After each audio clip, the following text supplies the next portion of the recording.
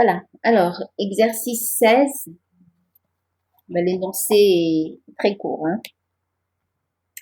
Un cylindre conducteur de longueur infinie et de rayon grand R porte une densité superficielle de charge sigma. Alors, c'est une densité. Est-ce qu'on l'avait pas commencé avec vous? Il restait que la partie, il restait que la partie potentielle à faire, il me semble. Oui, on l'a commencé, hein. Donc on a fait la partie champ, c'est ça? Et il restait la partie potentielle uniquement. Oui, oui, d'accord. Ok, très bien. Donc je vais directement. Alors on peut regarder rapidement, hein. On avait calculé le champ qui est créé par un cylindre infini de rayon grand R, oui. Et on avait trouvé comme résultat, alors comme le cylindre était chargé en surface, le résultat c'était que, non, je vais la page suivante,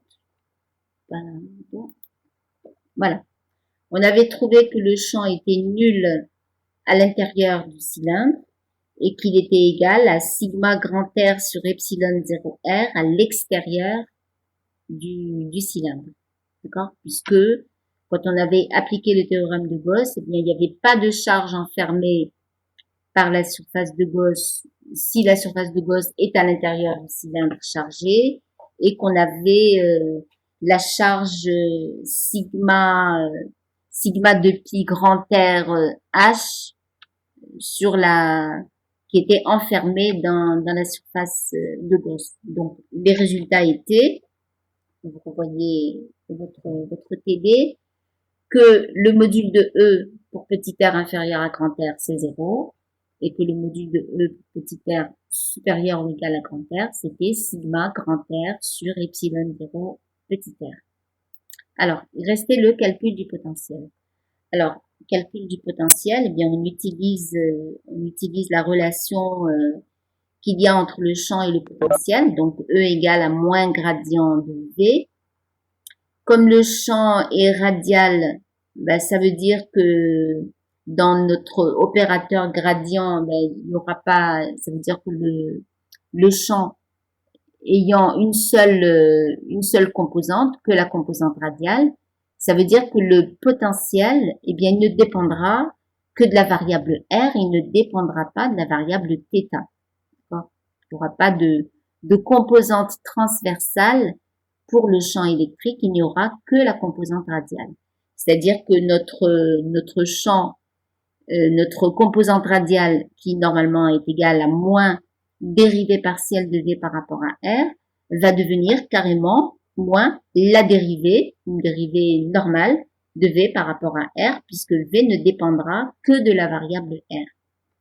Alors, on va pouvoir écrire que dV est égal à moins EDR et que, par conséquent, V, ce sera moins l'intégrale de EDR. Alors, maintenant, eh bien, on va séparer les deux régions et utiliser le résultat qu'on a trouvé pour le champ dans chacune des régions. Alors, dans la région qui se trouve à l'intérieur du cylindre, on avait trouvé E égale 0.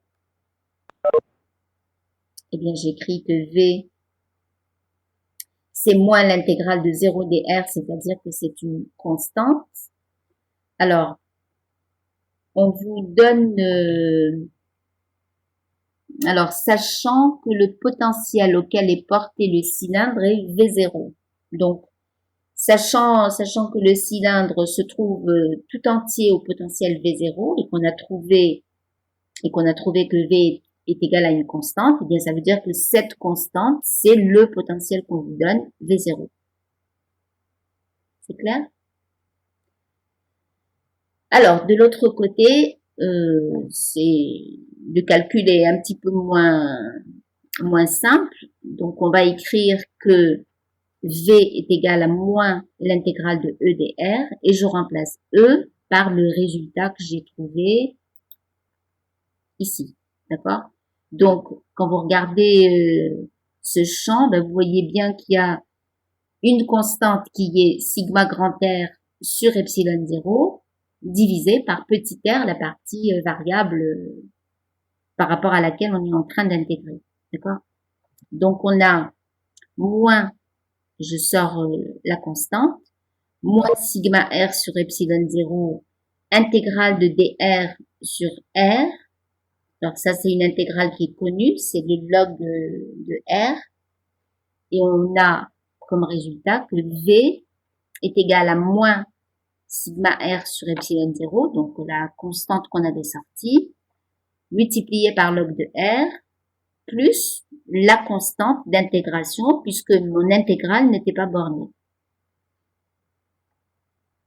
Alors, d'un autre côté, puisque le cylindre est au potentiel V0, on a trouvé que le cylindre était à un potentiel constant. Donc, si le potentiel du cylindre c'est V0, en particulier, quand petit r est égal à grand R, on est toujours sur le cylindre. Eh bien, quand petit r est égal à grand R, le potentiel du cylindre, c'est V0. Donc, je vais, pour avoir la valeur de la constante, remplacer petit r par grand R et remplacer le potentiel par V0. D'accord? Donc, j'ai écrit que moins sigma grand R sur epsilon 0, log 2 grand R, que je retrouve ici, d'accord? Donc, moins sigma grand R sur epsilon 0, log 2 grand R, plus la constante d'intégration, égale à V0, d'accord? C'est la valeur du potentiel quand R, petit r est égal à grand R. Donc, je tiens compte de cette hypothèse-là. Alors, ça me donne quoi? Ben, ça me donne la constante qui est égale à V0 plus ce terme-là. Quand il passe à droite, il perd son signe moins et je vais donc avoir V0 plus sigma grand R sur epsilon 0 log de R, log de grand R. Alors, on regroupe les termes. Je vous rappelle qu'on a V pour V à une distance petit r quelconque. Je vais avoir petit r quelconque à condition que ce soit supérieur à grand R, donc à l'extérieur du cylindre.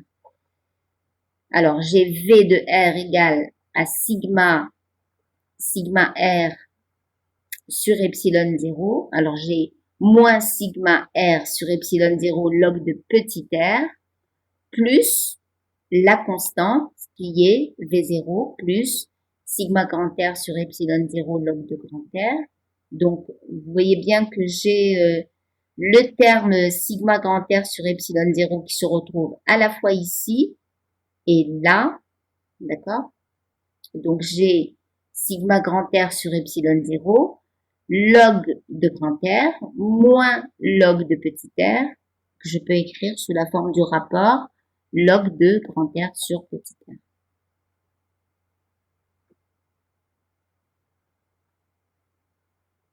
C'est bon?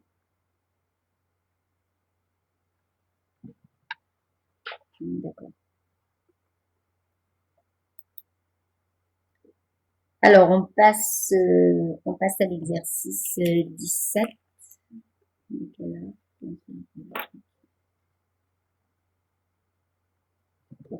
Bon, il nous reste encore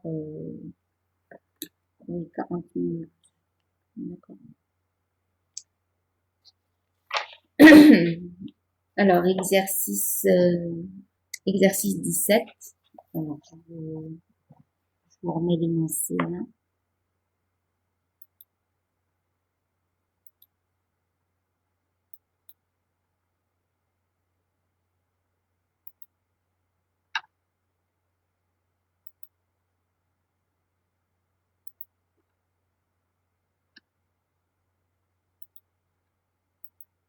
Donc, c'est la page d'avant.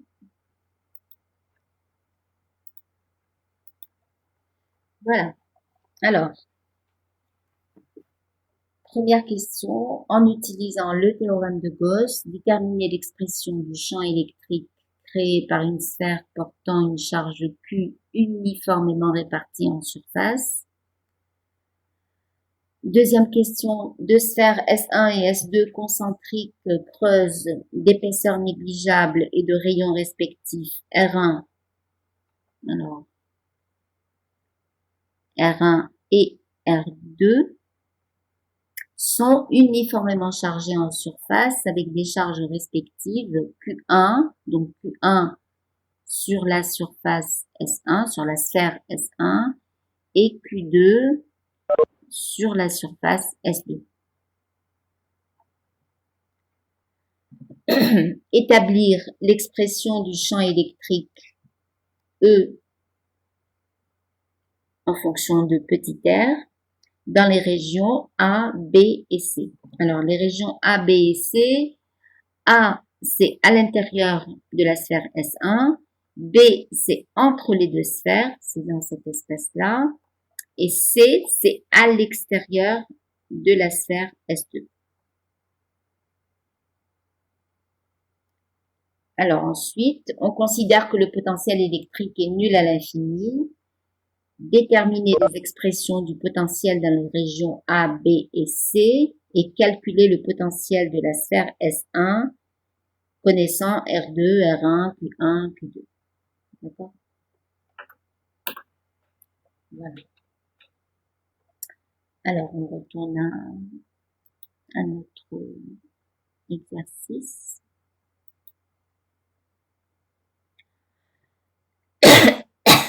Alors, est-ce que vous avez traité le cas de la sphère? Qu'est-ce que vous avez fait dans le théorème de Gauss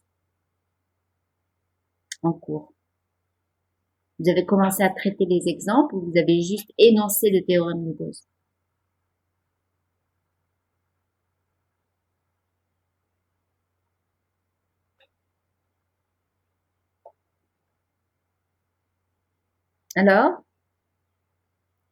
Alors, dites-moi quels sont les exemples que vous avez traités.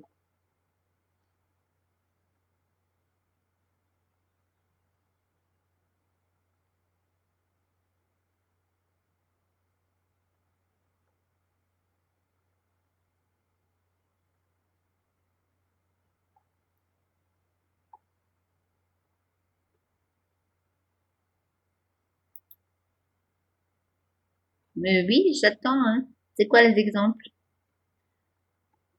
Vous pouvez activer votre micro et me répondre, ça ira plus vite.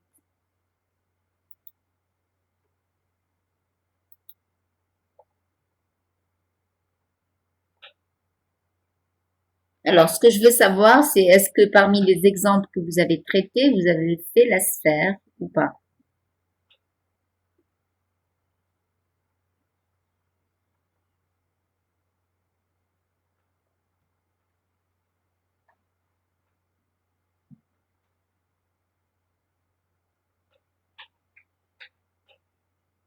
Il y a que Saadi Oufella qui a assisté au cours. Les autres, vous pouvez me dire quels sont les exemples que vous avez traités?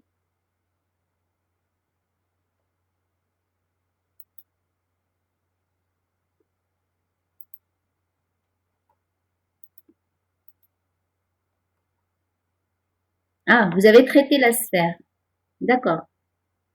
Ok. Bon. Alors, tant mieux, ça nous permettra oui. Alors, oui, mais ça dit Sheima, oui. C'est quoi votre question?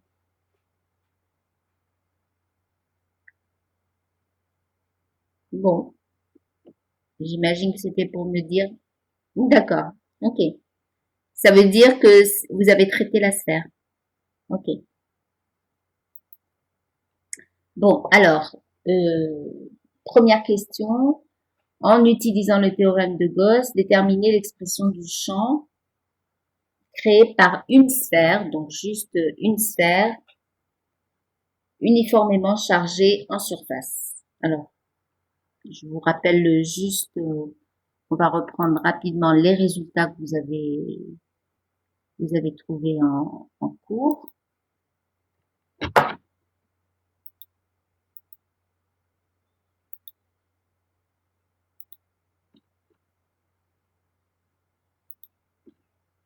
Ah, ça c'était en volume.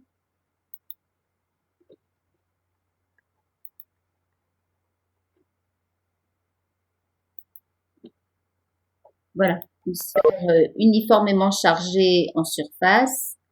Alors, vous avez, on applique, on va dérouler les différentes étapes de l'application du théorème de Gauss. Alors, vous avez vu en cours que la première chose à faire, c'est de trouver la direction du champ.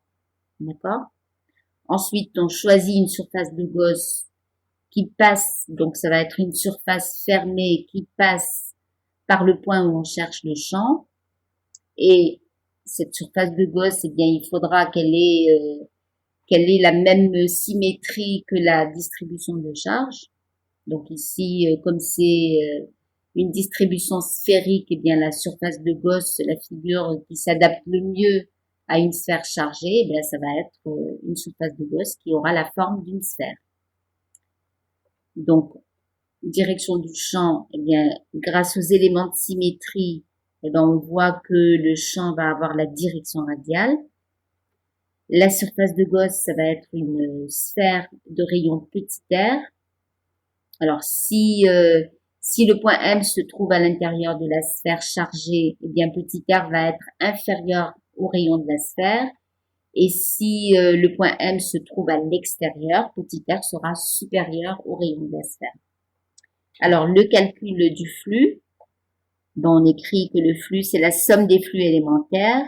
Et le résultat qu'on obtient pour une sphère, c'est que phi égale à E 4pi r carré. Alors, le plus délicat là-dedans, ça va être de trouver la charge intérieure à la surface de Gauss.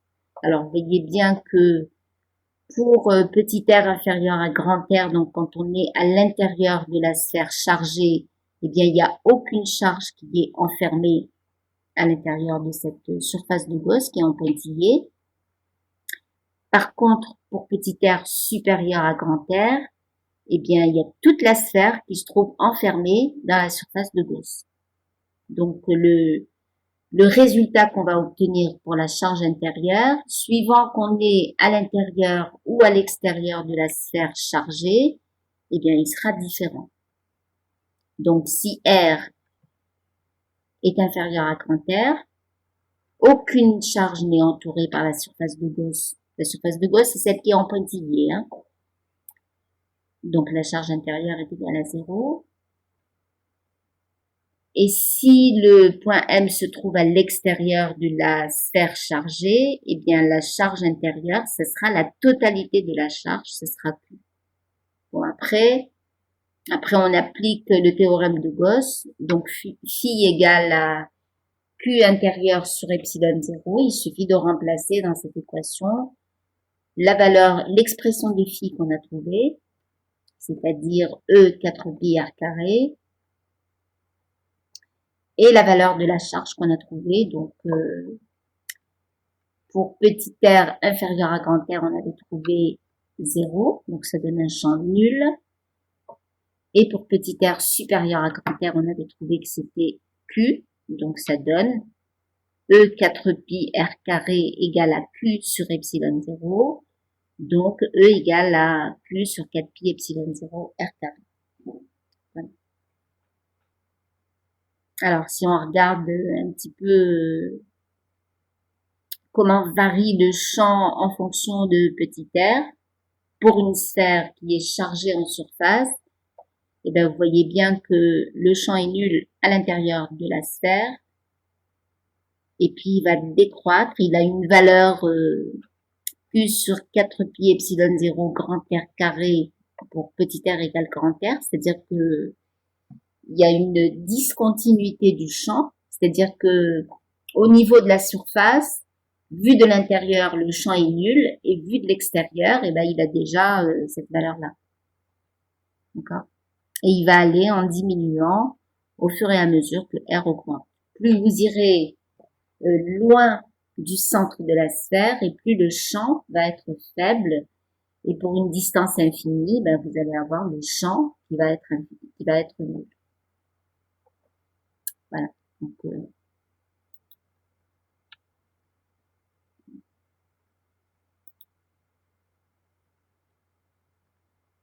Voilà, donc on a répondu à la question 1.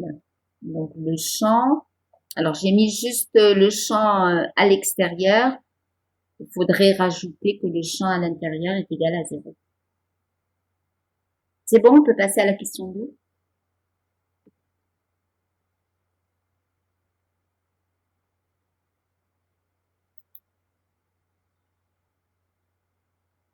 Alors, calcul du champ maintenant dans les 3 régions A, B et C. Alors, on doit appliquer le théorème de Gauss à chacune de ces 3 régions. Alors, c'est toujours la même chose, hein, toujours les mêmes étapes. Direction du champ, puisqu'on a des sphères qui sont concentriques, et bien, si pour une sphère toute seule, le champ est radial, et bien pour des sphères concentriques, le champ sera radial aussi, c'est parfaitement logique. La surface de Gauss, eh bien, ça sera une sphère de rayon petit r, de centre haut, de même centre que la sphère chargée, et de rayon petit r. Alors, ce petit r, il sera inférieur à R1 si on est dans la région A. Petit r sera compris entre R1 et R2 si on est dans la région B. Et petit r sera supérieur à R2 si on est dans la région C. D'accord? Alors, le flux, eh ben, on a déjà fait le calcul du flux pour une surface de Gauss, pour un champ radial et une surface de Gauss qui est sphérique. On a obtenu phi égale E multiplié par 4pi r carré. Alors, encore une fois, la difficulté, elle va être dans l'évaluation de la charge enfermée à l'intérieur de la surface de Gauss. D'accord?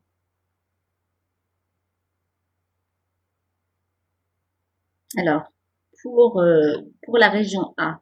Alors, pour la région A, ça veut dire que mon point M se trouve à une distance petit r du centre qui est inférieure à R1. Donc, ma surface de Gauss, vous regardez la première colonne, région A, vous regardez la sphère qui est en pointillé.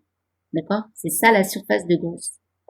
Alors, quand on regarde notre dessin et qu'on cherche quelle est la charge qui est enfermée dans cette sphère, eh bien, on voit bien qu'il n'y a aucune charge qui est enfermée dans cette sphère. D'accord? Donc, Q intérieur est égal à 0. Alors, région B, on se trouve entre la sphère S1 et la sphère S2. D'accord? Donc, petit r est compris entre R1 et R2. C'est bon? Notre surface de Gauss, ça va être une sphère de rayon petit r compris entre R1 et R2. Et on s'intéresse donc à la charge qui est enfermée à l'intérieur de cette surface de Gauss. Ben, vous voyez bien qu'il n'y a que la sphère S1 qui se trouve enfermée à l'intérieur de cette surface de Gauss qui est en pointillé. D'accord? Donc, la charge intérieure va être égale à Q1. C'est bon, vous suivez? Donc, dans la région A, la charge intérieure, c'est 0. Dans la région B, la charge intérieure, c'est Q1. Et dans la région C, eh bien, ma surface de Gauss, c'est la sphère de rayon petit r supérieure à R2. Donc, ça va être une sphère qui entoure les deux sphères chargées. Et la charge intérieure, ce sera donc la somme des deux charges Q1 et Q2.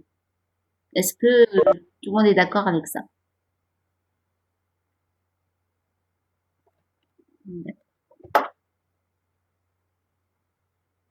Okay.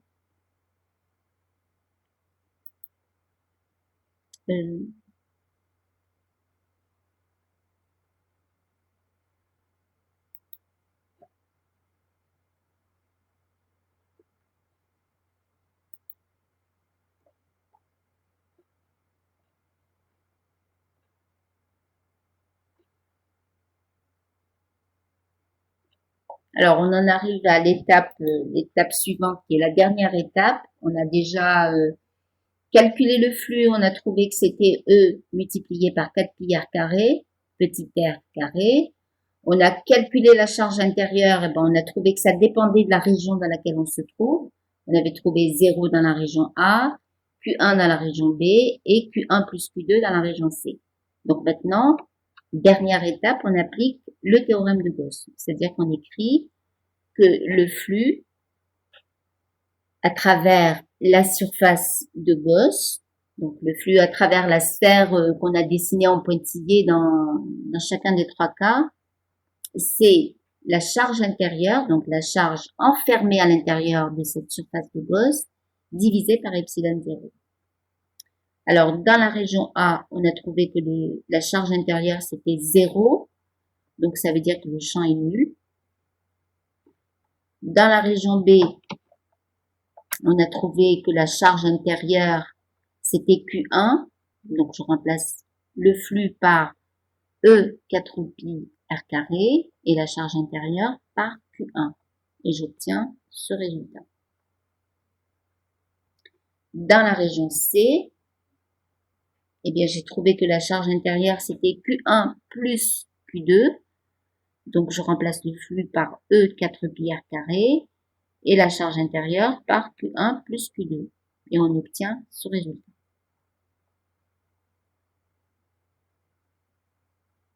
C'est bon? Alors, vous voyez que le champ va avoir des expressions différentes suivant la région dans laquelle vous le cherchez.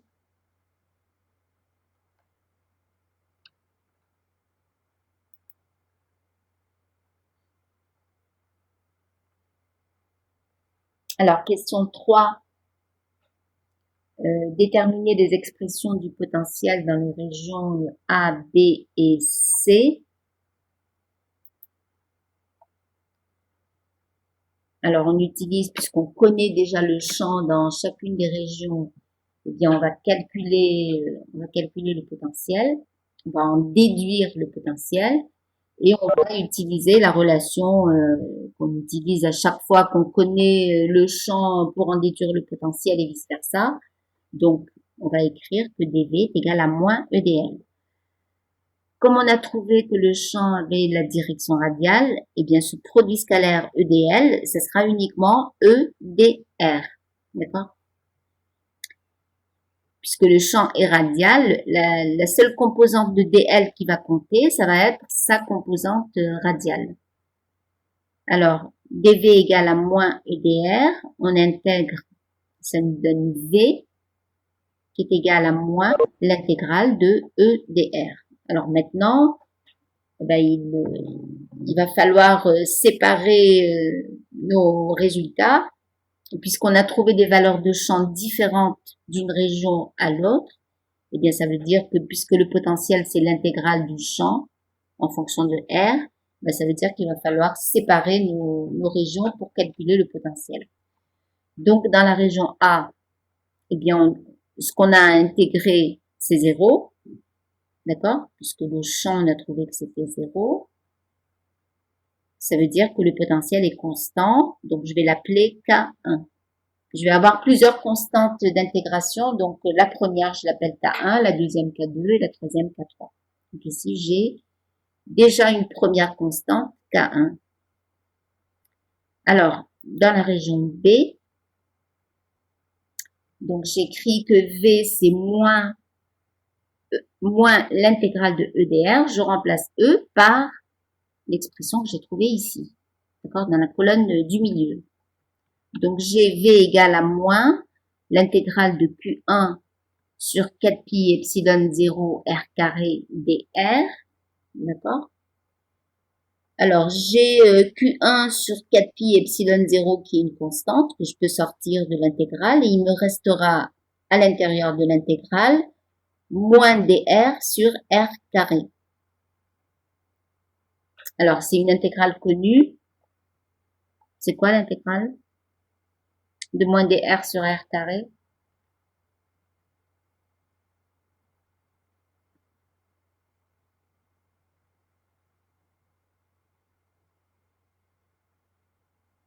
C'est une intégrale connue, hein.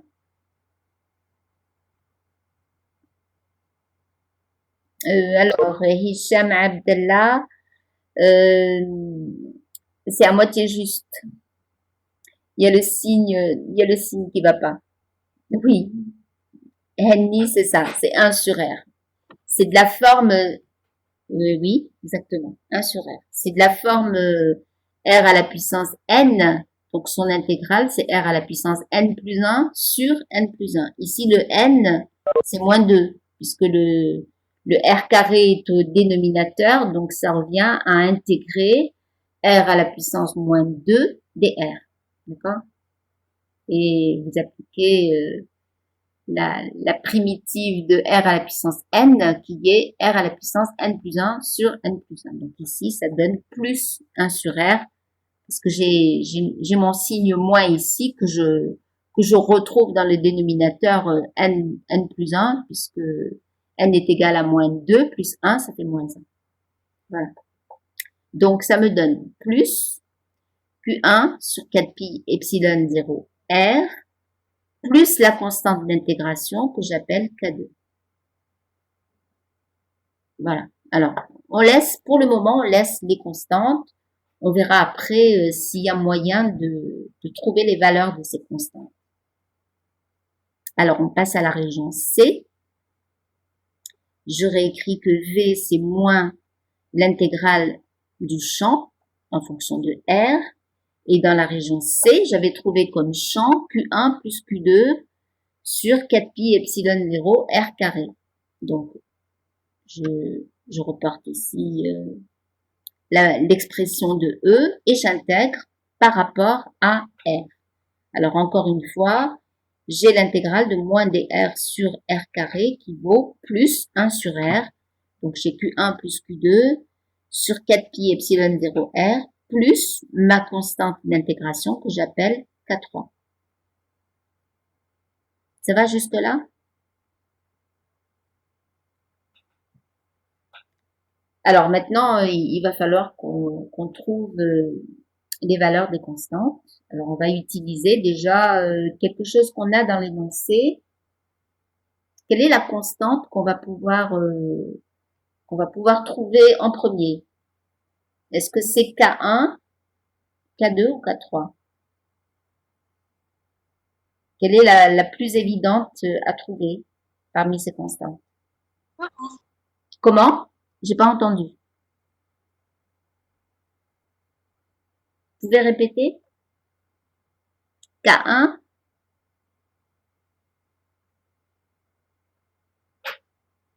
Alors, on fait comment pour la trouver? Il aurait fallu connaître le potentiel. Il aurait fallu que ce soit une donnée dans l'énoncé qu'on vous dise que le potentiel de la sphère S1, c'est tant. Et à ce moment-là, on connaîtrait la constante K1.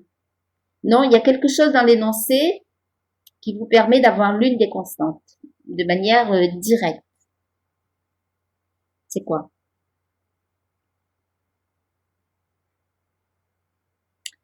Alors, vous relisez la question 3.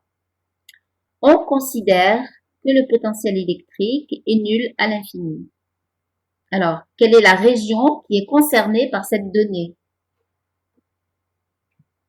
Oui, exactement. C'est la région C qui est concernée par cette donnée puisque R qui tend vers l'infini, ça appartient à la région C. D'accord? C'est là que vous avez les plus grandes valeurs de R et c'est là que vous pouvez faire tendre R vers l'infini. Autrement, dans la région B, ben, c'est limité entre R1 et R2 et dans la région A, c'est limité entre 0 et R1. Donc, la seule région pour laquelle vous pourriez avoir R qui tend vers l'infini, c'est la région C. D'accord? Donc, c'est plutôt la constante K3 qu'on va pouvoir trouver facilement. Alors, on écrit quoi? On écrit que le potentiel à l'infini est égal à 0. Donc, on écrit 0 égale, alors je reprends ici, j'écris que 0 égale à Q1 plus Q2 sur 4pi epsilon 0 multiplié par l'infini. Alors, 1 sur l'infini, c'est 0. Ça veut dire que cette expression va être elle va tendre vers 0 et j'aurai V à l'infini qui vaut 0 qui est égal à 0 plus K3. Ça veut dire que K3 est égal à 0. Tout le monde est d'accord? Voilà. Alors, ensuite, pour avoir K2 et K1, il va falloir utiliser autre chose. Autre chose qu'on connaît à propos du potentiel. Alors, ce qu'on sait du potentiel, c'est que le potentiel ne peut pas être discontinu. Le potentiel est une grandeur qui est continue. C'est une fonction qui est continue. C'est-à-dire que il ne peut pas y avoir deux valeurs de potentiel pour une position donnée. D'accord? C'est-à-dire que, en particulier, quand vous passez, vous avez vu que R égale R1, c'est la frontière entre la région A et la région B. Oui? Oui, je peux répéter. Alors, je disais donc qu'on va utiliser la continuité du potentiel pour trouver les deux constantes K2 et K1, pardon, K1 et K2. Alors, qu'est-ce que c'est que la continuité du potentiel? C'est de dire que en un point donné, par exemple, si petit r est égal à R1, si je suis sur la sphère S1, eh bien, pour ce point donné, je ne peux pas avoir deux valeurs de potentiel différentes. J'ai forcément, pour chaque valeur de R, une seule valeur de potentiel. Alors, pourquoi je dis ça? C'est parce que petit r égale, par exemple, petit r égale R2, on va commencer par, puisqu'on a commencé par K3, on va passer à K2, on va remonter. Eh bien, pour petit r égale R2, eh bien, le point qui se trouve à cet endroit, eh bien, il appartient à quelle région?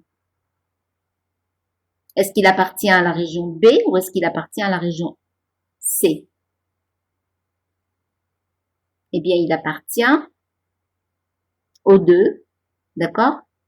Puisque la région B se trouve pour les R compris entre R1 et R2 et que la région C, c'est pour les points qui se trouvent entre petit r compris entre R2 et l'infini. C'est-à-dire que cette valeur particulière qui est R2, d'accord, c'est une sorte de frontière entre la région B et la région C.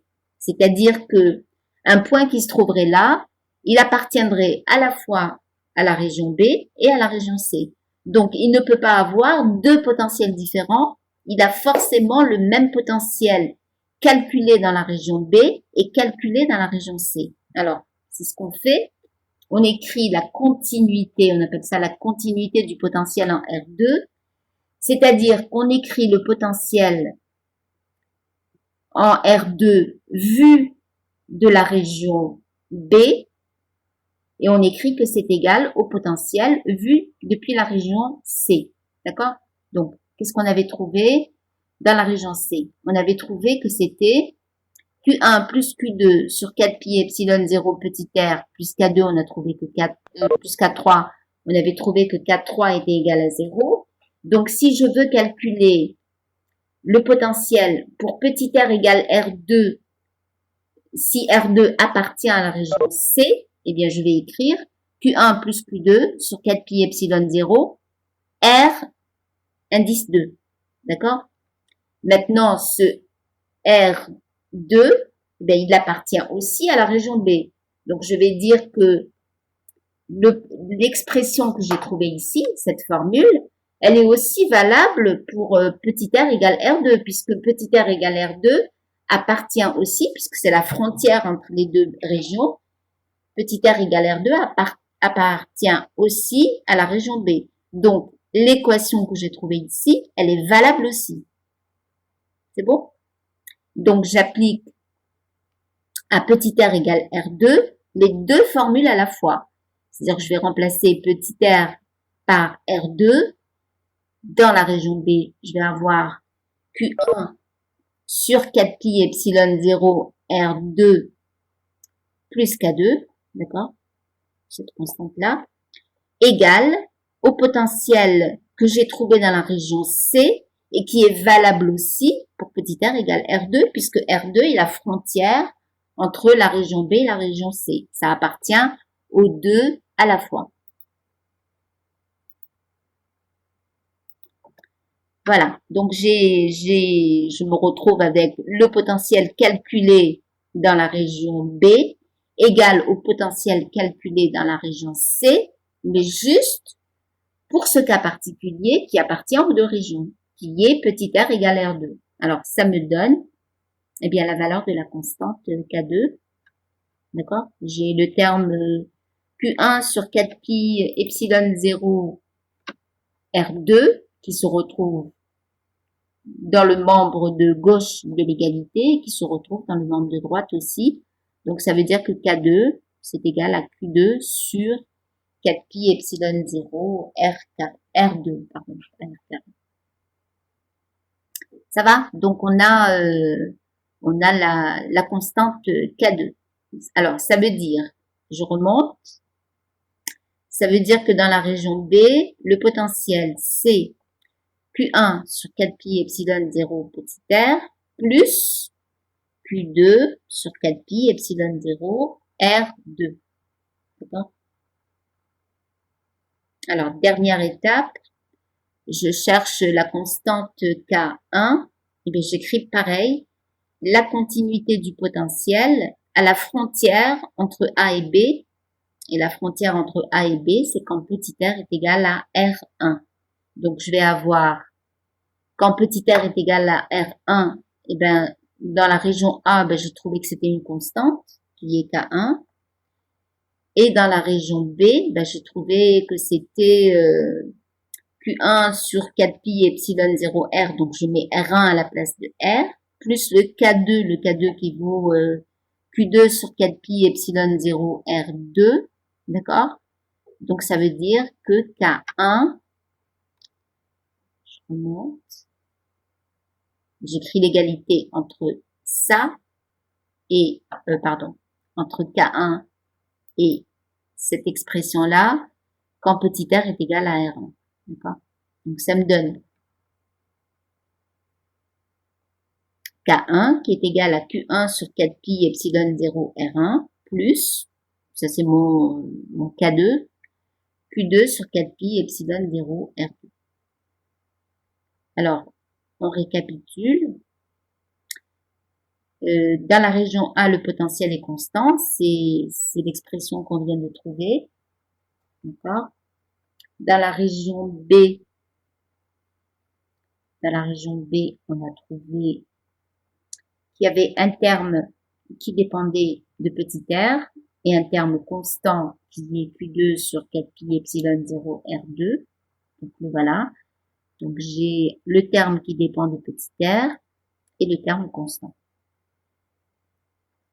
Et pour la région C, eh bien on avait trouvé que K3 était égal à 0.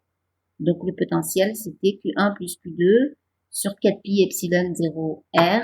Voilà, on retrouve cette expression ici.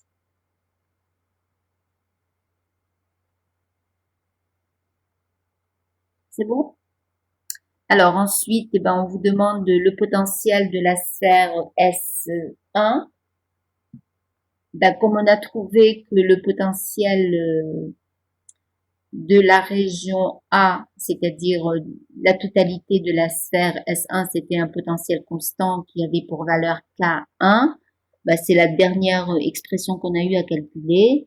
Ben, il suffit donc le potentiel de la sphère S1, c'est le potentiel dans la région A, qui est un potentiel constant, et on trouve, voilà, on pourrait vérifier, on trouve 180 volts. Voilà, est-ce que vous avez des questions?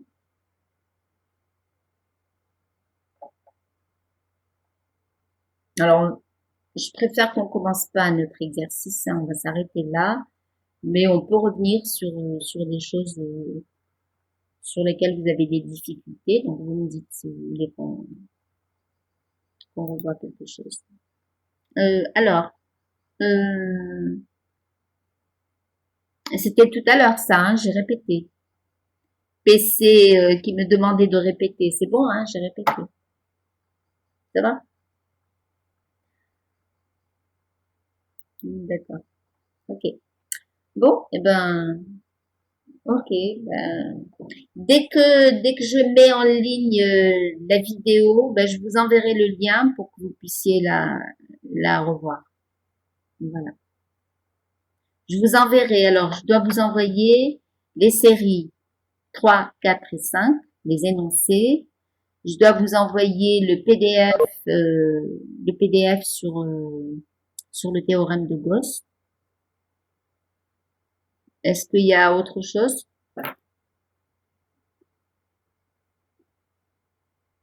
Je vous ai déjà envoyé le cours hein, sur le théorème de Gauss. Donc, je vous envoie... alors, ce PDF, oui, oui, je vais vous l'envoyer. Oui, bien sûr. D'accord. Donc, je vous envoie le TD sur le théorème de Gauss. Et alors, je vous l'envoie pas tout de suite parce qu'il nous reste encore un exercice à faire et que je veux que vous ayez réfléchi à l'exercice avant de venir regarder la solution. D'accord? Donc, il y a encore l'exercice. Non, pas le 18. On fera pas le 18 parce que on n'a pas vraiment le temps. Donc, on fera le 19. C'est ça qui est programmé. Les exercices programmés, c'est 17 et 19. Donc, vous préparez le 19 pour la prochaine fois. Alors, j'espère que vous viendrez avec des questions et que vous serez un petit peu plus réactif. D'accord. Bon, la seule qui a été très réactive, c'est Sadi Oufella. Autrement, vous avez un petit peu dormi. Hein. Bon, eh ben, bonne fin d'après-midi. Je vais déjà arrêter